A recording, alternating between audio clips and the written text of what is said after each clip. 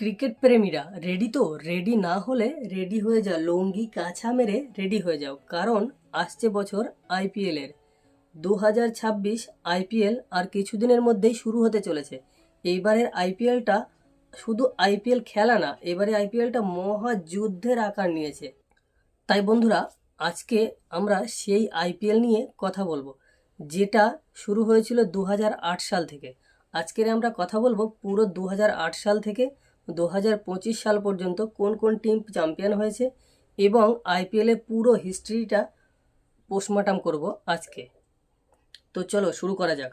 প্রথমবার আইপিএল হয়েছিল 8টা টিমের মধ্যে প্রথম টিম ছিল মুম্বাই ইন্ডিয়ান্স, সিএসকে অর্থাৎ চেন্নাই সুপার কিংস, কেকেআর অর্থাৎ কলকাতা নাইট রাইডার্স, আর Royal Challenger Bangalore, Delhi Daredevils, Kings Eleven Punjab, Rajasthan Royals এবং তার সঙ্গে ছিল ডেকান চার্জার্স।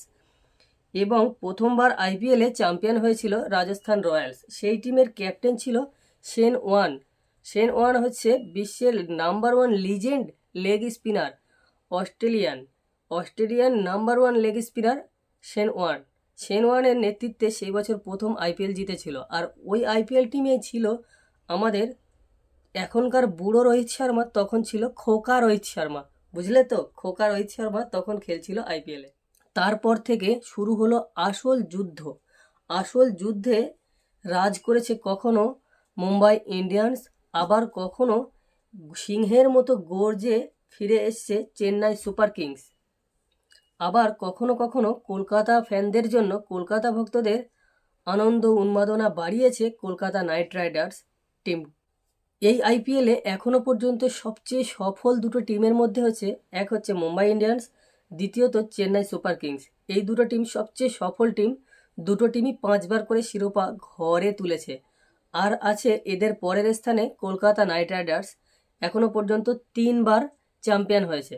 আর বাকি কিছু দল যেমন রাজস্থান রয়্যালস একবার, ব্যাঙ্গালোর একবার 2025-এ নিল সামনের বছর, আর একবার ডেকান চার্জার্স, আর গুজরাট টাইটান একবার চ্যাম্পিয়ন হয়েছে। এই টিমগুলো বাদে বাদবাকি টিম কিছু আসে সেফ পার্টিসিপেট করতে। তার মধ্যে 2008 সাল থেকে খেলছে দিল্লি, সাথে কিংস ইলেভেন পাঞ্জাবও 2008 সাল থেকে খেলছে। ট্রফি তো ছুঁয়ে তো দেখা দূরের কথা, ট্রফির দিকে ফিরতেও পারেনি। দুবার মনে হয় ফাইনালে ট্রফির দিকে ফিরেছিল কিংস ইলেভেন পাঞ্জাব, আর একবার মনে হয় ট্রফির দিকে তাকিয়েছিল, হা করে তাকিয়েছিল দিল্লি, কিন্তু ট্রফিটা হাত দিতে পারেনি। বুঝলে তো, এইবারে আইপিএল শুরু হচ্ছে 28 তারিখ থেকে, 28শে মার্চ থেকে আইপিএল শুরু হচ্ছে। 31শে মে পর্যন্ত খেলাটা হবে, ফাইনাল হবে 31 তারিখে। আর এইবারে ম্যাচ হবে টোটাল 84টা ম্যাচ হবে। তো বন্ধুরা, আইপিএল আসছে শুনে কার কার এক্সের কথা মনে পড়ছে সত্যি করে বলো, কারণ এক্স আর আইপিএল দুটোই সমান। এক্স যেমন ধোকা দিয়ে বোকা বানিয়ে লুটে পুটে চলে যায়, ঠিক তেমনি আইপিএলও আসে কিছু মানুষকে লুটে পুটে নিয়ে ভিখারি বানিয়ে ছেড়ে দেয়। এবারের আইপিএলে কিছু লিজেন্ড প্লেয়ার যারা সেই 2008 সাল থেকে খেলছিল, চেন্নাই সুপার কিংসের মহেন্দ্র সিং ধোনি, মুম্বাই ইন্ডিয়ান্সের রোহিত শর্মা, এবং সঙ্গে আছে আমাদের কিং কোহলি, আর আমাদের সবচেয়ে বড় লিজেন্ড প্লেয়ার কলকাতার মনীষ পান্ডে। আবার কিছু প্লেয়ারের ডেট এক্সপায়ার হয়ে গেছে এই বছর, তার মধ্যে Glenn Maxwell, Faf du Plessis, Andre Russell এবং ডেভিড অর্নার আগের বছরও খেলেনি, কিন্তু এর মধ্যে সব কজনের মধ্যে আন্দ্রে রাসেলের কথাটা মনে পড়তেই খুব একটা কষ্টের, কারণ কলকাতা ফ্যানদের ইমোশন আন্দ্রে রাসেল রিটায়ার হওয়ার পর আন্দ্রে রাসেলের কথা বলতেই মনে পড়ে গেল সেই চিরচেনা কথাটা, अंधेरे अंदर गेम बाहर, अंधेरे अंदर तो गेम बाहर से मंगाना पड़ेगा। ये बात सुनना काफ़ी साल लग जाएगा केकेआर के लिए। কলকাতা ফ্যানদের ইমোশন রাসেল কিন্তু রিটায়ার্ড হওয়ার এখন কিন্তু সময় ছিল না, কারণ রাসেল এখনও 2-1 বছর চালিয়ে যেতে পারত, ভালো দামেও বিক্রি হতো।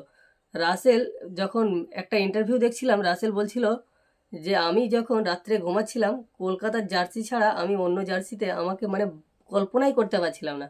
রাসেল এতটা লয়ালিটি দেখিয়েছে, কোনো টিমের কোনো প্লেয়ারের দ্বারাই সম্ভব না। এরকম লয়ালিটি দেখানো। সেই জন্য কলকাতা কিন্তু রাসেলকে একেবারে ছেড়ে দেয়নি। রাসেল কিন্তু এখনও আছে কলকাতার মধ্যে। আগে ছিল আমাদের কলকাতার প্লেয়ার হিসেবে, আর এখন আছে আমাদের কলকাতার স্টাফম্যান, গুরু হিটিং গুরু হিসেবে আছে। কোচিং স্টাফে যোগ হয়েছে রাসেল। এবারের আইপিএলে কিছু নতুন প্লেয়ার যারা নিজেদের নাম আইপিএল মঞ্চে কামাতে এসছে, কারণ এর মধ্যে যেমন অস্ট্রেলিয়ার কুপার কনলি আমার সবচেয়ে ফেভারিট প্লেয়ার, পাঞ্জাবের হয়ে খেলবে। ওয়েস্ট ইন্ডিজের স্পিনার আখিল হোসেন সিএসকে, শ্রীলঙ্কার ব্যাটসম্যান পাথুম নিশানকা দিল্লির হয়ে খেলবে। আর আছে বেন ডাকেট, ইংল্যান্ডের প্লেয়ার, উইকেট কিপার ব্যাটসম্যান, দিল্লির হয়ে খেলবে। ইংল্যান্ডের আর একটা উইকেট কিপার ব্যাটসম্যান আছে জর্ডান কক্স হয়তো ফার্স্ট টিমে চান্স পাবে না, ব্যাঙ্গালোরের টিমে আছে। ফার্স্ট টিমে হয়তো বা চান্স পাবে বলে মনে হয় না। আর একটা প্লেয়ারের কথা না বললেই নয়, সেটা হচ্ছে সাউথ আফ্রিকার প্লেয়ার। ওডিআই ম্যাচে পরপর 5টা ম্যাচে 5টাই হাফ সেঞ্চুরি প্লাস রান করেছে। একটা ম্যাচে তো সেঞ্চুরিও হয়ে গেছিল। কমেন্টে বলো প্লেয়ারটা কে হতে পারে, এই প্লেয়ারটার নাম কে জানো, কমেন্ট করো। আফগানিস্তানের প্লেয়ার আছে এম গাজানফার, মুম্বাই টিমে আছে।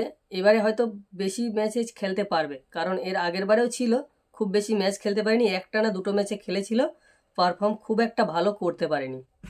আর আমাদের ভারতীয়দের মধ্যে যারা ডোমেস্টিক লিগে ভালো পারফর্ম করে আইপিএলে চান্স পেয়েছে, তাদের মধ্যে কার্তিক শর্মা সিএসকেতে আছে এবারে উইকেট কিপার ব্যাটসম্যান, আকিব নবী ডিসিতে আছে অলরাউন্ডার, মানে ব্যাটিংটাও ভালো করে আর বোলিংয়ে সুইং এবং গতিটাও ভালো আছে আকিব নবীর। আর আছে বিহান মালহোত্রা আরসিবিতে আছে ব্যাটিং হিসাবে। আর আছে Kanish Chauhan RCB spin allrounder, Musheer Khan Punjab allrounder, Tejasvi Dahiya KKR wicket keeper batsman. KKR Tejasvi Dahiya first টিমে কিন্তু চান্স পাওয়ার সম্ভব না, 99.999, একদম 100% আর 1% কম রাখলাম, চান্স পেতে পারে। মুকুল চৌধুরী আছে লখনৌ উইকেট কিপার ব্যাটসম্যান। এই যে ডোমেস্টিকের প্লেয়ার মধ্যে আমাদের ভারতীয়দের মধ্যে কোন কোন প্লেয়ার সবচেয়ে ভালো পারফর্ম করতে পারে কমেন্টে বলো, এবং এই যে প্লেয়ারটার নাম কি কমেন্টে বলো। বাকি এই ছিল আজকের ভিডিও। যদি ভিডিওটা তোমাদের ভালো লাগে তাহলে চ্যানেলটাকে একটা লাইক দিয়ে ভিডিওটাকে বেশি বেশি শেয়ার করে সাবস্ক্রাইব করে আমাদের সঙ্গেই থাকো। টাটা।